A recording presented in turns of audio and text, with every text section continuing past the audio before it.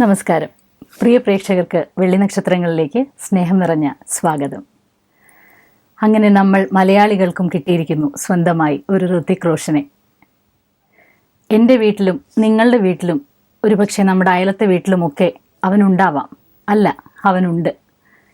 കുറവുകൾ അധികമുള്ളവൻ്റെ കഥ ഒട്ടും കുറവുകളില്ലാതെ പറയുകയും ഫലിപ്പിക്കുകയും ചെയ്ത് മലയാള സിനിമയുടെ നായക നിരയിലേക്ക് വന്നിരിക്കുന്നു തിരക്കഥാകൃത്തും നടനുമായ വിഷ്ണു ഉണ്ണികൃഷ്ണൻ. ഹിറ്റിൽ നിന്നും സൂപ്പർ ഹിറ്റിലേക്ക് പോയിക്കൊണ്ടിരിക്കുന്ന കട്ടപ്പനയിലെ ഋതിക് റോഷൻ എന്ന സിനിമയുടെ വിശേഷങ്ങളുമായി ഇന്ന് വിഷ്ണു ചേരുന്നു നമ്മോടൊപ്പം വെള്ളി നക്ഷത്രങ്ങളിൽ. നമുക്ക് കാണാം, കേൾക്കാം വിഷ്ണുവിനെ. വിഷ്ണു, സ്വാഗതം. Thank you.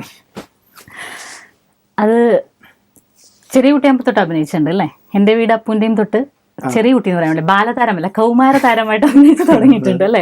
അപ്പൊ തൊട്ട് അഭിനയിക്കുന്നു. അപ്പൊ തീർച്ചയായിട്ടും അഭിനയം കയ്യിലുണ്ട്, അത്യാവശ്യം മിമിക്രി ഒക്കെ ഉണ്ടെന്ന് തോന്നുന്നു കയ്യിൽ, എഴുതും. അപ്പം അമർ അക്ബർ അന്തോണി വരെ വന്ന് ആ സിനിമ സംഭവിച്ചപ്പോൾ യെസ്, റൈറ്റർ ആണെന്ന് തീരുമാനം വന്നു. അഭിനയിക്കുമായിരുന്നിരിക്കാം, വീണ്ടും പുതിയ കഥാപാത്രങ്ങൾ ചെയ്യുമായിരുന്നിരിക്കാം, ചിലപ്പോൾ നായകനും ആവുമായിരുന്നിരിക്കും. പക്ഷേ ഏതെങ്കിലും ഒരു സമയത്ത് ഋതിക് റോഷൻ എഴുതുമ്പോൾ അല്ലെങ്കിൽ ഏതെങ്കിലും ഒരു കാലത്ത് വിഷ്ണു എന്താ പറയുക സ്വപ്നം കാണുകയോ സങ്കല്പിക്കുകയോ ചെയ്തിട്ടുണ്ടാവോ വിഷ്ണു തന്നെ അല്ലെങ്കിൽ വിഷ്ണുവിൻ്റെ കൂട്ടുകാരൻ ബിബിനും കൂടി എഴുതുന്ന ഒരു കഥയിലെ ടൈറ്റിൽ ക്യാരക്ടർ ചെയ്തുകൊണ്ട് മലയാളത്തിലെ നായകനായി വിഷ്ണു വരുന്ന ആ ഒരു ദിവസം? ഞങ്ങള് ഈ അമർ അക്ബർ അന്തോണി എഴുതുന്നത് തന്നെ ഞങ്ങൾക്ക് അഭിനയിക്കാൻ വേണ്ടിയിട്ടായിരുന്നു. ഓ, അത് ശരി. ഓക്കെ. അന്ന് തുടങ്ങി സ്വപ്നം കാണുന്നത് നമ്മൾ എഴുതുന്ന സിനിമ ഞങ്ങൾക്ക് തന്നെ അഭിനയിക്കാൻ വേണ്ടിയിട്ടാണ് എഴുതിയത് തന്നെ. അപ്പൊ അത് സിനിമയായി വരുമ്പോ ഞങ്ങൾ അഭിനയിക്കുന്നു, നാട്ടുകാരൊക്കെ കണ്ട് അടിപൊളി എന്ന് പറയുന്നു. പക്ഷെ ശരിക്കും സിനിമയുടെ ഒരു അവസ്ഥയിൽ ശരിക്കും അത് അത്ര എളുപ്പമുള്ളൊരു കാര്യമല്ലല്ലോ. അല്ല, അത് എഴുതി കഴിഞ്ഞപ്പോഴാണ് ഞങ്ങൾക്ക് ബോധ്യമായത്. അന്നാണ് ഈ സാറ്റലൈറ്റിനെ കുറിച്ചൊക്കെ നമുക്ക് വിവരം വയ്ക്കണതും ഇത് നടക്കില്ല എന്ന് നമുക്ക് മനസ്സിലായി. ഞങ്ങളത് മടക്കി വെക്കുകയും ചെയ്തു. അതൊരു 2 വർഷം അങ്ങനെ ഇരുന്നു ആ സ്ക്രിപ്റ്റ്. ഇടയ്ക്ക് ഷാജോൻ ചേട്ടനെ വായിച്ച് കേൾപ്പിച്ചിട്ടുണ്ടായിരുന്നു. ഷാജോൻ ചേട്ടനാണ് ആദർശക്കയോട് എപ്പോഴോ പറഞ്ഞു ഇങ്ങനെ ഇവന്മാരുടെ നല്ലൊരു സ്ക്രിപ്റ്റ് ഉണ്ടെന്ന് പറഞ്ഞു. ഒരു കോയിൻസിഡൻസ് എന്താന്ന് വെച്ചാല് ഞങ്ങളത് എഴുതാൻ ആദ്യം ഇരിക്കുന്ന സമയത്ത് നമ്മുടെ കോണ്ടാക്ട് ലിസ്റ്റിൽ ഏറ്റവും വലിയ സെലിബ്രിറ്റി ആണെന്ന് ആദർശക്കയാണ്. വലിയ പരിചയമില്ല, ഒരു TV ഷോ ചെയ്ത പരിചയമാണ് ബിബിനുള്ളത്. എനിക്ക് നേരിട്ട് അന്നേരം നാദർശക്ക പരിചയമൊന്നുമില്ല. അപ്പോ നാദർശക്കയോടൊന്ന് വെറുതെ പറഞ്ഞേക്കാമെന്നും പറഞ്ഞ് ഞങ്ങളിത് എഴുതാനിരിക്കുമ്പോൾ ഏറ്റവും ആദ്യം വിളിച്ചു പറയുന്നത് നാദർശക്കയോടാണ്. ഞങ്ങളിങ്ങനെ ഒരു സ്ക്രിപ്റ്റ് എഴുതുന്നുണ്ട്, ഞങ്ങൾക്ക് അഭിനയിക്കാൻ വേണ്ടിയിട്ടെന്നൊക്കെ പറഞ്ഞു. ആ ഓൾ ദ ബെസ്റ്റ് തകർക്കുന്നൊക്കെ പറഞ്ഞ് വെറുതെ അങ്ങനെ പറഞ്ഞു വിടുകയും ചെയ്തു. ഇത് വർഷങ്ങൾക്ക് ശേഷം, അത് 2 വർഷത്തിനൊക്കെ ശേഷം നാദർശക്ക ഒരു സ്റ്റുഡിയോയിൽ വെച്ച് ഇങ്ങനെ കണ്ടപ്പോൾ നിങ്ങളുടെ ഒരു സ്ക്രിപ്റ്റ് ഉണ്ടെന്ന് പറഞ്ഞല്ലോ, എന്തായിന്ന് ചോദിച്ചു. അത് പക്ഷെ ദിലീപേട്ടന് പറ്റിയ പടം അല്ലാന്ന് ബിബിൻ പറഞ്ഞു. അത് നിങ്ങൾ നോക്കണ്ട, നിങ്ങൾ വെറുതെ പറ, ഷാജോൺ ഇങ്ങനെ നല്ല അഭിപ്രായം പറഞ്ഞതിൻ്റെ പേരിൽ ഒന്ന് പറയാന്ന് പറഞ്ഞ് ഞങ്ങൾ ചെന്ന് സ്ക്രിപ്റ്റൊക്കെ വായിച്ച് കേൾപ്പിച്ച് കഴിഞ്ഞപ്പോൾ ഇക്കൊക്കെ ഇഷ്ടമായി. എണീറ്റ് നിന്ന് കൈ തന്നിട്ട് പറഞ്ഞ് ഇൻഷാല്ലാ ഇതായിരിക്കും എൻ്റെ ആദ്യത്തെ സിനിമ എന്ന് പറഞ്ഞ് അങ്ങനെ ആ സിനിമ സംഭവിച്ചു. അല്ല, അത് കഴിഞ്ഞിട്ടൊക്കെ അപ്പൊ നിങ്ങൾ ആരാണ് ഇത് ഉദ്ദേശിച്ചേക്കണതിലെന്ന് ചോദിച്ചപ്പോ നിങ്ങൾ പറഞ്ഞു ഞങ്ങളൊക്കെ ഇവിടെ ഉണ്ടല്ലോ. അവർ ലൈനിലാണ് ഞങ്ങൾ നിന്നത്. മീൻസ് ഞങ്ങളെ വെച്ച് നടക്കില്ല എന്ന് ഞങ്ങൾക്ക് അറിയാം. കാരണം അതുകൊണ്ടാണ് ഞങ്ങൾ ഇത് മടക്കി വെച്ചത് 2 വർഷം. എന്നാലും ഒരു ചിലപ്പോ ഇനി ഇക്ക സമ്മതിച്ചാലോ കാരണം ഞങ്ങൾ പറഞ്ഞു ഞങ്ങളെയാണ് ഉദ്ദേശിച്ചിരുന്നത്, ഇക്ക പറയണ പോലെ എങ്ങനെ വേണമെങ്കിലും ചെയ്യാന്ന് പറഞ്ഞപ്പോ ഇക്ക ഞങ്ങൾ നോക്കിട്ട് പറഞ്ഞു ഇത് ആരെങ്കിലും കാണണ്ടേ പടം, ഞാൻ ആദ്യമായിട്ട് സംവിധാനം ചെയ്യണം, നിങ്ങൾ ആദ്യമായിട്ട് എഴുതണം, ഈ പടത്തിലേക്ക് അട്രാക്ട് ചെയ്യാൻ എന്തെങ്കിലും വേണ്ടേ, നമുക്ക് വേറെ താരങ്ങളാരെങ്കിലും നോക്കാം. ഞങ്ങൾ പറഞ്ഞാ പിന്നെ നമുക്ക് സിനിമ നന്നായാൽ മതി. അങ്ങനെയാണ് പിന്നെ അതിൽ വലിയൊരു താരനിര വന്നതും അത് പടം നന്നായി 10-100 ദിവസം ഓടി. ഇന്നും ആളുകൾ അതിനെ കുറിച്ച് സംസാരിക്കും. അതെ, തീർച്ചയായിട്ടും. ഇപ്പോഴും അതിനെക്കുറിച്ച് നമ്മുടെ ഈ സിനിമ ഇറങ്ങുമ്പോഴും കണ്ട് അഭിപ്രായം പറയണവര് മറ്റേ സിനിമയും ഭയങ്കര ഇഷ്ടമായിരുന്നു കേട്ടാന്ന് പറഞ്ഞിട്ടാണ് എല്ലാവരും അഭിപ്രായം പറയുന്നത്.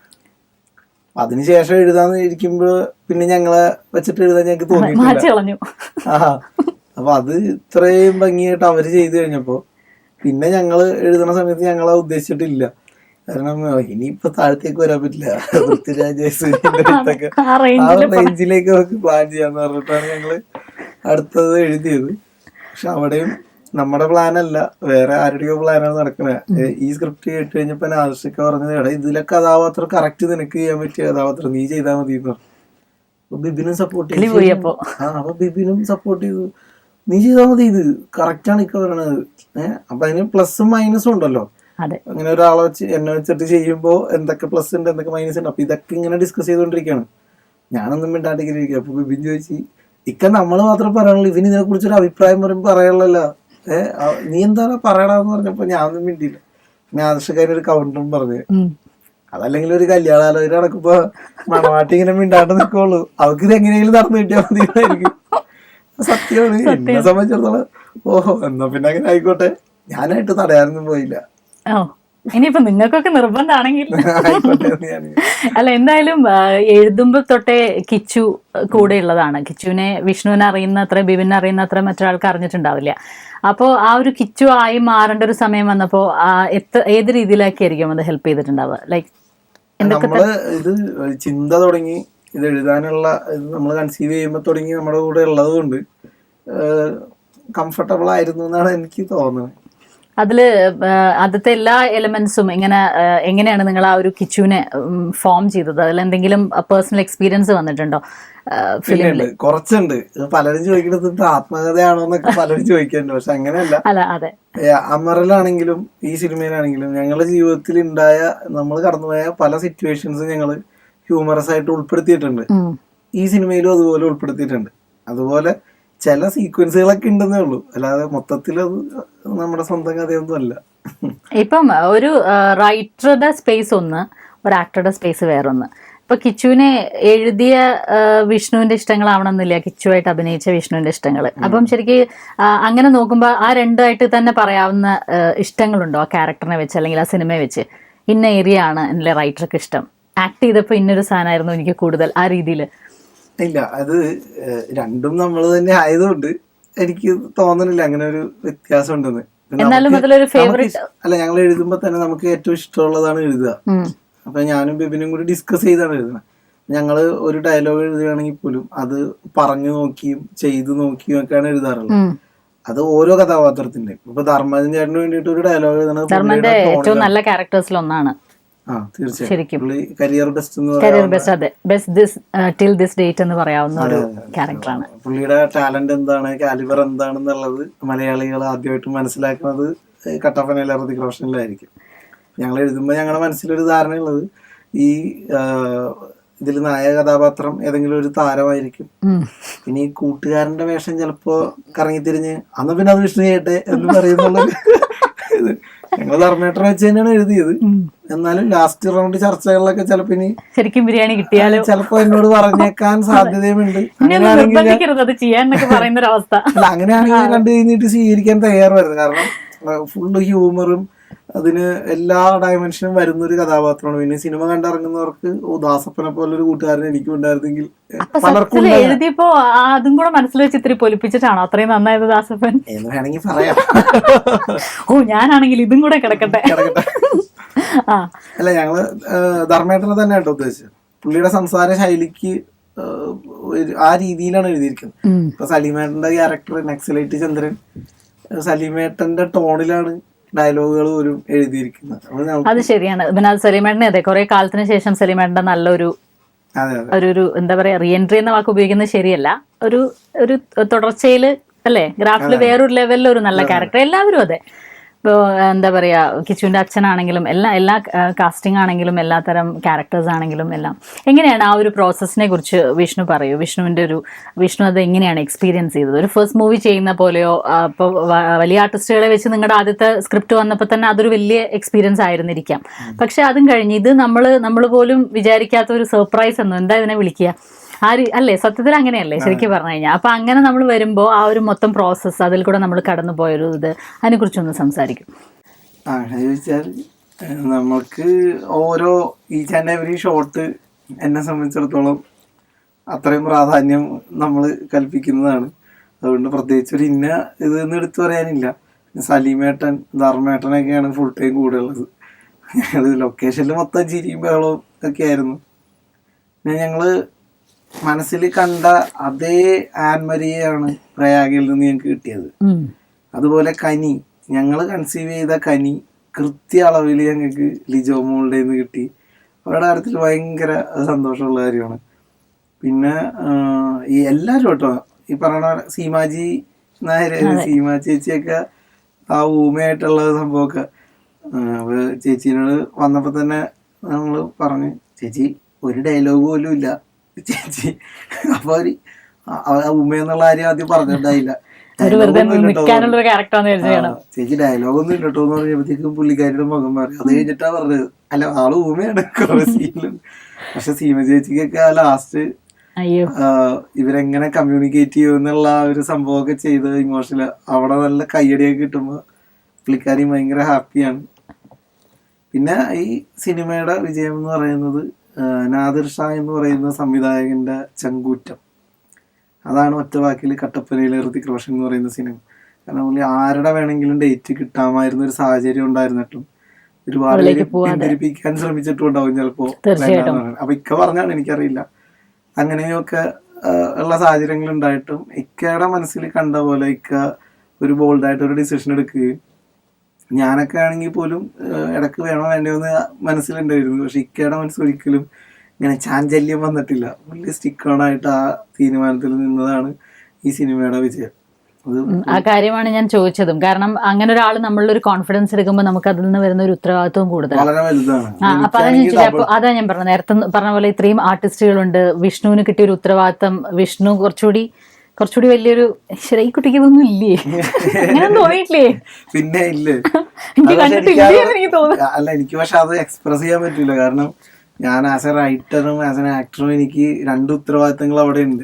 ഒരു ഷോർട്ടിൽ നമ്മൾ പെർഫോം ചെയ്യാൻ നിൽക്കുമ്പോഴാണെങ്കിൽ പോലും എനിക്ക് എല്ലാ കാര്യങ്ങളും എൻ്റെ മനസ്സിലേക്ക് കയറി വരും. ഏത് ഞാനിപ്പോൾ അഭിനയിക്കേണ്ട പോർഷൻ, ഈ കിച്ചുവിൻ്റെ മാനസികാവസ്ഥ എനിക്ക് കൃത്യമായിട്ട് മെയിൻറ്റെയിൻ ചെയ്യണം, അത് എക്സ്പ്രസ് ചെയ്യണം, ഡയലോഗ് തെറ്റരുത്.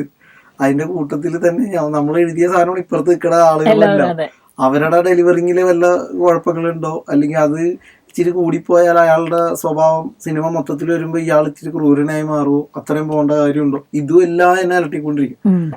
എന്നാലും നാദിർഷയ്ക്കയും ബിബിനും ഒക്കെ ഫുൾ ടൈം ഉണ്ടല്ലോ, അപ്പൊ അതുകൊണ്ട് കംഫർട്ടബിളും ആയിരുന്നു. എന്നാലും ഇതൊക്കെ നമ്മുടെ ഉള്ളിലുണ്ട്.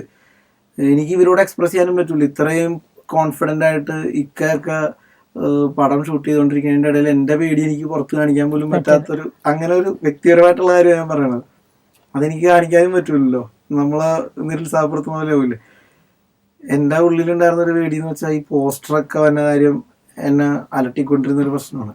കാരണം ഇപ്പം ഒരു പോസ്റ്ററിൽ ഞാൻ നിൽക്കണ കണ്ടിട്ട് ആരെങ്കിലും സിനിമയ്ക്ക് കയറാൻ തീരുമാനിക്കുമോ, അങ്ങനെയൊക്കെ എനിക്ക് പേടിയുണ്ടായിരുന്നു. നാദിർ ഷാ എന്ന ബാനറുണ്ട്, അമർക്കുപുറം ധോണിയുടെ സെയിം ടീമിന്റെ സ്ക്രിപ്റ്റ്, അതൊക്കെ ഉണ്ട്. എന്നാൽ പോലും പോസ്റ്ററിൽ ഞാനായിരിക്കുമല്ലോ അതോർക്കുമ്പോൾ എനിക്ക് തന്നെ സഹിക്കുന്നുണ്ടായില്ല.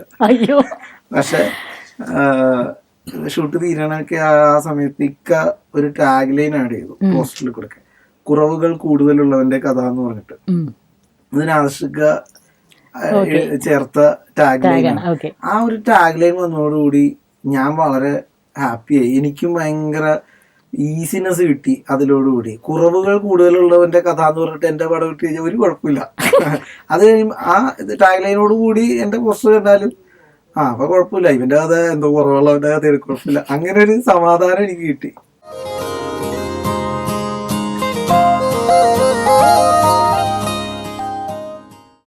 അത് കഴിഞ്ഞ് പടം വന്നു കഴിഞ്ഞിട്ടുള്ള ഒരു ഇതെങ്ങനെയാ? വന്നു കഴിഞ്ഞിട്ട് എന്താ പറയാ, ഞങ്ങള് എഴുതുമ്പോ തുടങ്ങി നമ്മുടെ മനസ്സിലുള്ള ഒരു കാര്യം എന്ന് പറഞ്ഞാല്, ഒന്നല്ലെങ്കിൽ വേറൊരു തരത്തിൽ എല്ലാവരും എന്തെങ്കിലുമൊക്കെ കോംപ്ലക്സ് മനസ്സിൽ കൊണ്ടു നടക്കുന്നവരാ. തീർച്ചയായിട്ടും അത് പുറത്ത് കാണിക്കണമെന്നില്ല, എല്ലാവർക്കും ഉണ്ടാവും എനിക്ക് ഇന്നൊരു കുറവുണ്ട് എന്നുള്ളൊരു സാധനം. ഈ സിനിമ കാണുന്നവർക്കൊക്കെ അത് റിലേറ്റ് ചെയ്യണേന്ന്, ഇത് എന്റെ കഥയാണല്ലോ. അങ്ങനെ എത്ര പേരാ വിളിച്ചു പറഞ്ഞെന്നറിയോ? സിനിമയിലുള്ള ഒരുപാട് പേര് വിളിച്ചു. കാരണം ഇത് സിനിമാമുഖിയായിട്ട് നടക്കുന്ന ആളായതുകൊണ്ട് കുറെ സിറ്റുവേഷൻസ് ആ സിനിമയുമായി ബന്ധപ്പെട്ടുള്ളത് കൊണ്ട് കുറെ പേർക്ക് അങ്ങനെ റിലേറ്റ് ചെയ്യാൻ പറ്റില്ല. അപ്പൊ അവരൊക്കെ പറഞ്ഞെന്ന് പറഞ്ഞാൽ ഇത് എന്റെ കഥയാണ്, ഇത് എന്റെ ജീവിതമാണ്, ഇത് എനിക്ക് കണ്ടിട്ട് എന്നെയാണ് അതിൽ കാണാൻ പറ്റിയത്, എങ്ങനെ ഇത് ഞാൻ അവിടെ ഫീൽ ചെയ്തെന്ന് പറഞ്ഞറിയിക്കാൻ പറ്റുന്നില്ല എന്ന് പറഞ്ഞ് സിനിമയിൽ അഭിനയിച്ച് ചെറിയ വേഷങ്ങളൊക്കെ അഭിനയിച്ച് ഒരുപാട് പേര് വിളിച്ചു പറഞ്ഞു. അത് ഒരു ഏരിയ ഞാൻ പറയുന്നത്. അത് കൂടാണ്ട് മലയാളികൾക്ക് ഏത് സമൂഹത്തിലെ ഏത് മേഖലയിൽപ്പെട്ട ആളുകൾക്കും സ്വന്തം ജീവിതമായിട്ട് റിലേറ്റ് ചെയ്യാൻ പറ്റുന്ന ഒരുപാട് മുഹൂർത്തങ്ങളുണ്ട് പടം കണ്ടല്ലോ. ഈ അച്ഛൻ മകൻ ബന്ധമുണ്ട്, സൗഹൃദത്തിന്റെ വേറൊരു തലം അതിൽ കാണിക്കുന്നുണ്ട്, ആൺ പെൺ സൗഹൃദമുണ്ട്, ഒരു നിശബ്ദ പ്രണയമുണ്ട്, എല്ലാം ഇതിലൂടെ കടന്നുകൊണ്ട്. അപ്പോൾ ഷുഗർ പാക്ക് ചെയ്ത് ഫുള്ള് തമാശയാണെന്ന് പറയുമ്പോഴും അതിലൊരുപാട് കാര്യങ്ങൾ ഉണ്ട്. പിന്നെ ഈ ആത്മഹത്യ ചെയ്യാൻ പോയ, ഇപ്പൊ ഒരിടയ്ക്ക് ഒരു സർവേ ഒക്കെ ഒന്നുമില്ല, കേരളത്തിൽ ആണ് ഏറ്റവും കൂടുതൽ ആത്മഹത്യാ പ്രവണതയുള്ള ചെറുപ്പക്കാരെന്നൊക്കെ പറഞ്ഞു. അങ്ങനെ ഒരുപാട് വിഷയങ്ങളും വരുന്നതുകൊണ്ട് എല്ലാവർക്കും റിലേറ്റ് ചെയ്യാൻ പറ്റുന്നുണ്ട്. പിന്നെ എൻ്റെ ഒരു അറ്റയറൊക്കെ വെച്ചിട്ടായിരിക്കും എല്ലാവരും സാധാരണക്കാരൻ ഈ പടത്തിന്റെ വിജയം ഓരോ സാധാരണക്കാരനും അവന്റെ വിജയമായിട്ട് കാണാൻ സാധിക്കുന്നുണ്ട്. അതിന്റെ സ്നേഹമാണ് എനിക്ക് തോന്നുന്നത് എന്നെ കാണുമ്പോൾ ആളുകൾ സെൽഫി എടുക്കുന്നതൊക്കെ. ഇപ്പൊ ഋത്തിക് റോഷനെ കുറിച്ച് ഇപ്പൊ നിങ്ങളുടെ അമർ അക്ബറാന്തോണി ആണെങ്കിലും വളരെ ഹ്യൂമറസ് ആയിട്ട് കൊണ്ടുപോയെങ്കിലും അതിലും വളരെ സട്ടിലായിട്ടൊരു വളരെ സീരിയസ് ആയ ഒരു ഇഷ്യൂ നിങ്ങൾ ഭംഗിയായിട്ട് ട്രീറ്റ് ചെയ്തിരുന്നു. അതേപോലെ തന്നെയാണ് ഇതിലും. ശരിക്കും പറഞ്ഞു കഴിഞ്ഞാൽ ഈ ഒരു ഫിലിം കണ്ടു കഴിയുമ്പോൾ ഇപ്പൊ എന്നോട് പേഴ്സണലി പറഞ്ഞ കുറെ പേരുണ്ട്, ഇപ്പൊ ഒരു ആത്മവിശ്വാസം തോന്നുകയാണ്, ആ ഒരു കഥാപാത്രം കിച്ചു വല്ലാത്തൊരു കോൺഫിഡൻസ് തന്നു എന്നൊക്കെ പറഞ്ഞ് നമ്മളോടൊക്കെ സംസാരിച്ചിട്ടുള്ള ആൾക്കാരുണ്ട്. അപ്പോൾ എനിക്ക് തോന്നിയത് എന്താണെന്ന് വെച്ചാൽ ആ മൊത്തം സിനിമയിലും ആ ഒരു ഇത് ശരിക്കും കൊണ്ടുപോയിട്ടുണ്ട്. കാരണം അത് ശരിക്കും കിച്ചുവിന്റെ കുറവാണോ, നമ്മൾ അത് കഴിഞ്ഞ് ആലോചിക്കുമ്പോൾ അങ്ങനെ തോന്നും നമുക്ക്. കിച്ചുവിന് കുറവൊന്നും ഉണ്ടായിട്ടില്ല, അവൻ എന്തോ കുറവുണ്ടെന്ന് അവന്റെ ഉള്ളിൽ ഫീഡ് ചെയ്ത് നമ്മൾ വളർത്തുകയാണ് ചെറുപ്പം മുതലേ. അവന്റെ അച്ഛൻ അവനെ കറുമ്പൻ എന്ന് പറഞ്ഞിടത്താണ്, അതുവരെയും അവൻ അതത്ര ഫീൽ ചെയ്തിട്ടില്ല അല്ലെ. എവിടെ പോകുമ്പോഴും ഇവന്റെ മുഖം കൊള്ളൂല, ഇവൻ ഇങ്ങനെ ഒന്നും പറയുമ്പോൾ അവന് ഫീൽ ചെയ്തില്ല. പക്ഷെ അവന് ജന്മം കൊടുത്ത അച്ഛൻ തന്നെ പറയുന്നിടത്ത് ആണ് അവൻ ആ ഒരു അല്ലേ ഒരു ഇൻഫീരിയർ ഫീലിംഗ്. അപ്പൊ ആ ഒരു ഇത് നിങ്ങൾ എങ്ങനെയാണ് അങ്ങനത്തെ ഒരു തോട്ടിലേക്ക് പോയത്? കാരണം ഒരു സിനിമാ മോഹികളുടെ സിനിമ കിട്ടാത്ത അലഞ്ഞതിന്റെയും സ്വപ്നങ്ങൾ അതൊക്കെ ഇഷ്ടംപോലെ വന്നിട്ടുണ്ട്, പരാജയപ്പെട്ടതിന്റെയും ഒക്കെ കഥ. പക്ഷെ അതിനെ ഇത്രയും ഭംഗിയായിട്ട് ഒരു ഫാമിലി എലമെന്റിലേക്ക് കൊണ്ടുവരികയും, കാരണം ഒരിക്കൽ പോലും അവന്റെ അമ്മയെ ഓർക്കാൻ പിന്നെ അച്ഛന് സമയമില്ല, ഇവൻ എങ്ങനെയെങ്കിലും നടനാക്കിയാൽ മതി എന്നുള്ളതാണ്. പക്ഷെ ഇവൻ മിസ് ചെയ്യുന്ന ഒരു അമ്മയുണ്ട്. ആ ഒരു സാധനമൊക്കെ നമുക്ക് കണ്ണു നിറയാതെ ഒരിക്കലും അത് കണ്ടു തീർത്ത് പോകാനേ പറ്റുന്നില്ല. അപ്പം ആ ഒരു ഇതിലേക്ക് എങ്ങനെയാണ് നിങ്ങൾ ഇങ്ങനെ ആയാൽ മതി, ഇങ്ങനെയാണ് ഇതിനെ രണ്ടിനെയും ക്ലബ് ചെയ്യാന്നൊരു തോട്ടിലേക്ക് എപ്പോഴാണ് വരുന്നത്? ഞങ്ങള് തമാശ ഈ ഹ്യൂമറാണ് ഞങ്ങളുടെ ഒരു ബാക്ക്ഗ്രൗണ്ട്. ഞങ്ങൾ അതിലാണ് ഏറ്റവും കംഫർട്ടബിൾ, ഞാനും ബിബിനും. ഹ്യൂമർ ചെയ്യുമ്പോഴും വെറുതെ ഒരു തമാശ മാത്രമായിട്ട് പറഞ്ഞു പോകരുതെന്നൊരു നിർബന്ധവും കൂടി ഉള്ളതുകൊണ്ടാണ് അമറിലാണെങ്കിലും അങ്ങനെ ഒരു സോഷ്യൽ റെലവെന്റ് ആയിട്ടുള്ള ഇഷ്യൂ കൊണ്ടുവന്നത്. അങ്ങനെ ഷുഗർ പാക്ക് ചെയ്ത് പറഞ്ഞുകൊണ്ടാണ് ആ സിനിമയും ആളുകൾ സ്വീകരിച്ചത്. അപ്പൊ ഇതിലും ഈ പറഞ്ഞ പോലെ തമാശ മാത്രമായി പോരും, തമാശയ്ക്ക് വേണ്ടി ഒരു തമാശയും അതിലില്ല, എഴുതിയിട്ടുമില്ല. അങ്ങനെ ആ സിനിമ കഥയും കഥാസന്ദർഭമായിട്ട് ചേർന്ന് പോകുന്ന ആ ഒരു രസകരമായ മുഹൂർത്തങ്ങളൊക്കെ വന്നു പോണതുകൊണ്ട് അങ്ങനത്തെ ഹ്യൂമറുകൾ മാത്രമേ ഉള്ളൂ ഇതില്. പിന്നെ ഈ സമൂഹമാണ് അങ്ങനെ അടിച്ചേൽപ്പിക്കുന്നത് പറഞ്ഞു. ഇപ്പൊ പരസ്യങ്ങളിലാണ് എന്താണ് നിങ്ങളുടെ കുട്ടി കറുത്തതാണോ എന്നാ പുരട്ടു ഇന്ന ക്രീം എന്നൊക്കെ പറഞ്ഞ് പരസ്യം കാണിക്കുന്നു. അങ്ങനെ ചെറുപ്പം മുതലേ നമുക്ക് കറ നല്ലതാണെന്നൊക്കെ പറഞ്ഞിട്ടുണ്ട് പരസ്യം. ഓരോ പ്രൊഡക്റ്റ് മാറിയിട്ട് ഈ പരസ്യങ്ങളിലൂടെ നമ്മൾ വേറെ മിസ്ലീഡ് ചെയ്ത് കൊണ്ടുപോകുന്ന ഒരു ഇതുണ്ടല്ലോ. പുറത്തു നിന്നാണ് എല്ലാ വിഷവും നമ്മുടെ ഉള്ളിലേക്ക് കയറിക്കൊണ്ടിരിക്കുന്നത്. അല്ലാതെ ഒരിക്കലും ഒരാള് സ്വയം അങ്ങനെ ഒരു കോംപ്ലക്സ് ഉള്ളവരായിട്ടായിരിക്കില്ല ജനിക്കുക.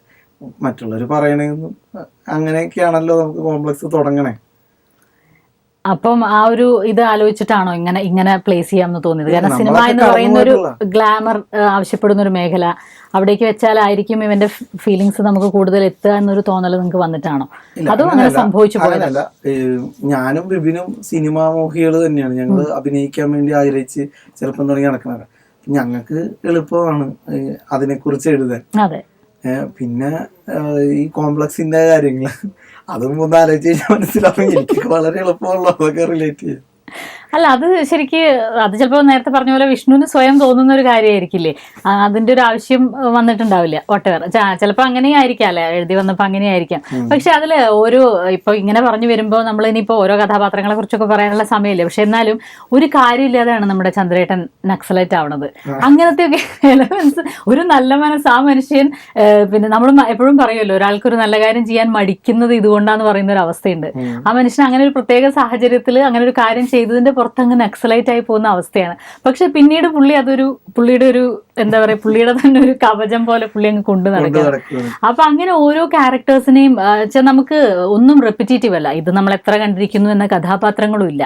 അതും ആസ് എ റൈറ്റർ, ഇതിപ്പോ എന്താ പറയുക, ഇവിടെ നിന്ന് സംസാരിക്കുമ്പോൾ വിഷ്ണു എന്ന ആക്ടറോട് സംസാരിക്കണോ റൈറ്ററോട് സംസാരിക്കണോ എന്നറിയാത്ത അവസ്ഥ അല്ല. പക്ഷെ ആസ് എ റൈറ്റർ അത് നിങ്ങൾ രണ്ടുപേരെയും ആ ഒരു കാര്യത്തിന് അപ്രീഷിയേറ്റ് ചെയ്തേ മതിയാവുള്ളൂ. നമ്മൾ കഴിഞ്ഞപ്പോ തന്നെ ഞങ്ങൾക്ക് ബോധപൂർവ്വം ഞങ്ങൾ എടുത്ത നിലപാടാണ് ആ സിനിമയുമായിട്ട് ഒരിക്കലും ആരും കമ്പയർ ചെയ്യരുത്.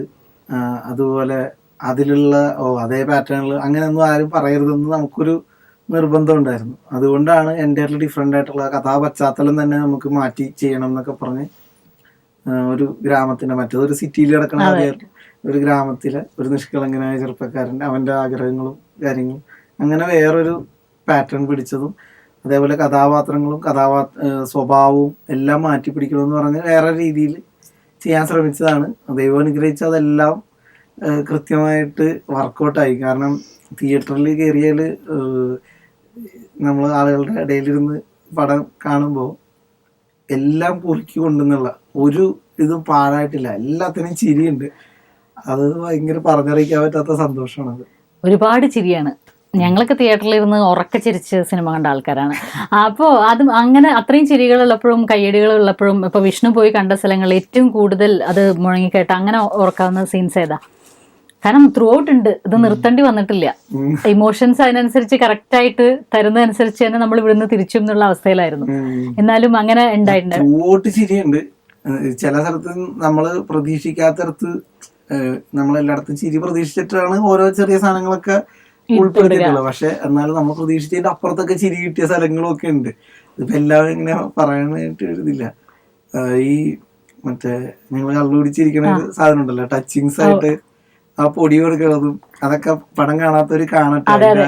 അതുകൊണ്ട് ഞാനും തൊട്ടും തൊടാതെയും പറയണത് കേട്ടോ, ഒന്നും എവിടെയും തൊട്ട് പറയാത്തത് അതുകൊണ്ടാണ്. അതിനൊക്കെ ഭയങ്കര ചിരിയാണ്. അപ്പൊ അതിലുള്ള പ്രശ്നം, വേറെ പ്രശ്നമുള്ളത് അതിന്റെ തൊട്ടടുത്ത് പറയണ ഡയലോഗ് എന്താന്ന് ആർക്കും കേൾക്കാൻ പറ്റിയിട്ടില്ല ഇപ്പോഴും. ഞാനിപ്പോ ഒരു 10-12 തിയേറ്ററുകളോളം ഞാൻ വിസിറ്റ് ചെയ്തു. ആക്ച്വലി ഈ 12 സ്ഥലത്തും ഇത് കഴിഞ്ഞിട്ട് പറയുന്ന ഡയലോഗ് എന്താന്ന് കേട്ടിട്ടില്ല. അതും കൂടി കേട്ടാൽ അതിന് ആളുകൾ ചിരിക്കും, അല്ലെങ്കിൽ ആ മുകളിലേക്ക് വരും. പക്ഷെ ഇതത് ഒറ്റടത്ത് കേൾക്കാൻ പറ്റിയിട്ടില്ല. അതിന് മുമ്പത്തെ ഇതിന്റെ ചിരിയിൽ ഇത് മങ്ങിപ്പോവാണ്. അപ്പൊ എന്തായാലും ഏതോ ഒരു നല്ല സമയത്താണ് തോന്നുന്നു വിഷ്ണുവിനെയും ബിബിനെയും സർവേശ്വരൻ ചേർത്ത് വെച്ചത്. കാരണം നിങ്ങൾ തുടങ്ങിയതും മോശമായില്ല, അതിലും മികച്ചതായി രണ്ടാമത്തെ ചിത്രം. ഇനി മുന്നോട്ടുള്ള ഇതിനെക്കുറിച്ച് ആലോചിക്കുന്നുണ്ടോന്നുള്ള ചോദ്യമൊന്നും ഇപ്പോൾ ചോദിക്കുന്നില്ല. കാരണം ഇപ്പോൾ ഇതാണ് നിങ്ങളുടെ മൊമെന്റ്, ഈ വിജയമാണ് നിങ്ങളുടെ മൊമെന്റ്. എന്തെന്ന് പറഞ്ഞാലും നമുക്ക് ഈ സമയത്ത് എന്താ പറയുക, ദിലീപേട്ടൻ എന്ന ഒരു പ്രൊഡ്യൂസറെയും അതിൽ എത്രയോ ഉപരിയായിട്ട്, അത് ചിലപ്പോൾ നാദിർ ഷാക്കയുടെ സൗഹൃദമായിരിക്കാമെന്ന് നമുക്കതിനെ പറയാം. നാദിർ ഷാക്ക എന്ന മേക്കറെ നമുക്കത് മറക്കാനോ പറയാതിരിക്കാനോ സാധിക്കില്ല. കാരണം അദ്ദേഹം കാണിച്ച ഒരു ചങ്കൂറ്റം ഒരു നല്ല സിനിമ മാത്രമല്ല, ഒരു നല്ല കഴിവുള്ള ഒരു, ഇനി എന്താ പറയുക, കുറച്ച് കഥാപാത്രങ്ങൾ ചിന്തിക്കാൻ പറ്റുന്ന തരത്തിൽ വ്യത്യസ്തമായിട്ട് ചെയ്യാൻ കഴിവുള്ള ഒരാളെ കൂടിയാണ് നമ്മൾ പ്രേക്ഷകർക്കാണെങ്കിലും സിനിമയിലേക്കാണെങ്കിലും തന്നത്. എന്നാലും ഇങ്ങനത്തെ ഒരു സമയത്ത് സക്കറിയ തോമസും, അതെ, ദിലീപേട്ടൻ്റെ കൂടെ. അപ്പം ഈ ഒരു സമയത്ത് ഇങ്ങനെ വിഷ്ണുവിന് ഇവിടെ വെള്ളി നക്ഷത്രങ്ങളുടെ കൂടെ ഈ ഒരു സമയം തരാൻ വിഷ്ണുവിന് സാധിച്ചതിൽ ഞങ്ങൾക്ക് ഒരുപാട് സന്തോഷമുണ്ട്. ഇനിയാണെങ്കിലും മുന്നോട്ട് ഒരുപാട് നല്ല കഥാപാത്രങ്ങളും അത് ഇനി തീർച്ചയായിട്ടും വരും എന്ന് നമ്മുടെ മനസ്സ് പറയാണ്. തീർച്ചയായിട്ടും നല്ല നല്ല കഥാപാത്രങ്ങൾ വരട്ടെ, നല്ല നല്ല സിനിമകളിൽ നിങ്ങളിൽ നിന്ന് തന്നെ ഉണ്ടാവട്ടെ. ഇനി വിഷ്ണു എഴുതുന്നത് മാത്രമല്ല, അതല്ലാതെയും നല്ല നല്ല കഥാപാത്രങ്ങളായി വിഷ്ണുവിനെ കാണാനുള്ള ഭാഗ്യം, അത് ചെയ്യാനുള്ള ഭാഗ്യം വിഷ്ണുവിനും ഉണ്ടാവട്ടെ. ഒരുപാട് സന്തോഷം. എന്തായാലും ഇവിടുന്ന് നമ്മൾ പിരിഞ്ഞു പോകുന്നതിന് മുമ്പ് പ്രേക്ഷകരോട് നേരിട്ട് വിഷ്ണു തന്നെ ഒരു 2 വാക്ക് പറയുന്നത് തീർച്ചയായിട്ടും അവർക്ക് സന്തോഷമായിരിക്കും. ഈ റിലീസിങ്ങിന്റെ അന്ന് പത്രപരസ്യത്തില് ദിലീപേട്ടനും നാദിർ ഷാക്കയും കൂടി പറഞ്ഞൊരു കാര്യമുണ്ട്. അത് തന്നെയാണ് എനിക്ക് പ്രേക്ഷകരോട് പറയാനുള്ളത്. അതിന് മുമ്പ് ഈ ഫസ്റ്റ് ഷോ ഞങ്ങള് ലീവ് എടുത്തിട്ടാണെങ്കിലും കട്ടപ്പനയിലെ ഋത്തിക് റോഷൻ കാണും എന്ന് പറഞ്ഞ് ഫേസ്ബുക്കിലൂടെയും വാട്സപ്പിലൂടെയും ഒരുപാട് പേര് സപ്പോർട്ട് ചെയ്ത് പോസ്റ്റൊക്കെ ഇട്ടിരുന്നു. അവരൊക്കെ വന്ന് കാണുകയും ചെയ്തു. അവരൊക്കെ വന്ന് കണ്ട് ആദ്യം പറഞ്ഞ അഭിപ്രായമാണ് പിന്നീട് തിയേറ്ററിലേക്ക് ഇത്രയും ജനങ്ങൾ വരാനുള്ള കാരണം. അപ്പോൾ ആദ്യമേ വന്ന് സിനിമ കണ്ട എല്ലാവർക്കുമുള്ള നന്ദി ആദ്യമേ പറയാണ്. അതിനുശേഷം ഇനി കാണാനുള്ളവര്, അവരോട് പറയാനുള്ളത്, ഒരു 100 രൂപയുടെ വില എന്താണെന്ന് ഞങ്ങൾക്ക് വ്യക്തമായിട്ട് അറിയുന്ന ആൾക്കാരാണ്. അതുകൊണ്ട് ഇപ്പൊ ടിക്കറ്റ് എടുക്കാൻ കൊടുക്കുന്ന ആ 100 രൂപയ്ക്ക് 1000 രൂപയുടെ ചിരി ഞങ്ങൾ ഉറപ്പായിട്ടും പകരം നൽകാം. നിങ്ങൾ എല്ലാവരും വന്ന് സിനിമ കാണുക, പ്രോത്സാഹിപ്പിക്കുക. Thank you. അപ്പം എന്തായാലും അങ്ങനെ ഒരുപാട് 100 രൂപകളുടെ, ഒരുപാട് 1000 രൂപയുടെ ചിരിയൊക്കെ ആയിട്ട് ഒരുപാട് പ്രേക്ഷകർ തിയേറ്ററിൽ നിന്ന് സന്തോഷമായിട്ട് പുറത്തിറങ്ങട്ടെ, പുതിയ ആൾക്കാർ തിയേറ്ററിലേക്ക് പറഞ്ഞയക്കട്ടെ. അപ്പം ഇങ്ങനെ എന്താ പറയുക, ഇത് ഹിറ്റിൽ നിന്ന് സൂപ്പർ ഹിറ്റിൽ നിന്ന് മെഗാ ഹിറ്റിലേക്കൊക്കെ അങ്ങനെ പോട്ടെ. വിഷ്ണുവും ഇനി വേറെ കഥാപാത്രങ്ങളായിട്ടും എഴുത്തിൽ വേറെ കഥാപാത്രങ്ങൾ സൃഷ്ടിച്ചും മലയാള സിനിമയിൽ മുന്നേറട്ടെ. കൂടെ ബിബിനും ആശംസകൾ പറയുന്നു. ഒരിക്കൽ കൂടി ഒരുപാട് നന്ദി, സന്തോഷം. ഋതിക് റോഷൻ കണ്ടവർ സന്തോഷിച്ചാണ് ഇരിക്കണം. ഇനി ഒരുപാട് പേര് കാണാത്തവരുണ്ട്. ഇപ്പൊ സത്യം പറഞ്ഞാൽ ഋതിക് റോഷനെ പറ്റി കുറേ കാര്യങ്ങൾ എനിക്ക് വിഷ്ണുവിനോട് ചോദിക്കാനുള്ളത് ഞാനിങ്ങനെ കൺട്രോൾ ചെയ്ത് വെച്ചതാ. കാരണം അത് ഞാൻ പറഞ്ഞു കഴിഞ്ഞാൽ നിങ്ങൾക്ക് ആ സർപ്രൈസ്, അതിന്റെ ഫ്രഷ്നെസ് മിസ്സാവുന്നുള്ളതുകൊണ്ടാണ്. അപ്പോൾ അതെന്താണെന്ന് അറിയാൻ വേണ്ടിയിട്ട് കാണാത്തവരെല്ലാവരും തിയേറ്ററിലേക്ക് ഒട്ടും അടിക്കാതെ വെച്ച് പിടിച്ചോളൂ. ഇപ്പോൾ കാശിന്റെ പ്രശ്നവും പൈസയുടെ പ്രശ്നങ്ങളൊക്കെ തീർന്നു തുടങ്ങിയിട്ടുണ്ട്. അതൊന്നും ഒരു വിഷയമേ അല്ല. കാരണം തിയേറ്ററുകളെല്ലാം ഫുള്ളാണ്, എവിടെയും ടിക്കറ്റ്സ് ഇല്ല. ഇനിയും കാണാത്തവർ ഒട്ടും വെച്ച് താമസിപ്പിക്കേണ്ട, വേഗം പോകൂ, ഋതിക് റോഷൻ കാണൂ. നമുക്കൊരു പുതിയ നായകനെ കിട്ടിയിരിക്കുന്നു, അത് നമുക്കങ്ങ് ആഘോഷിക്കാം. ഇത്രയും പറഞ്ഞുകൊണ്ട് വെള്ളി നക്ഷത്രങ്ങൾ ഇന്നിവിടെ തീരുന്നു. നമുക്ക് വീണ്ടും കാണാം അടുത്ത ആഴ്ച.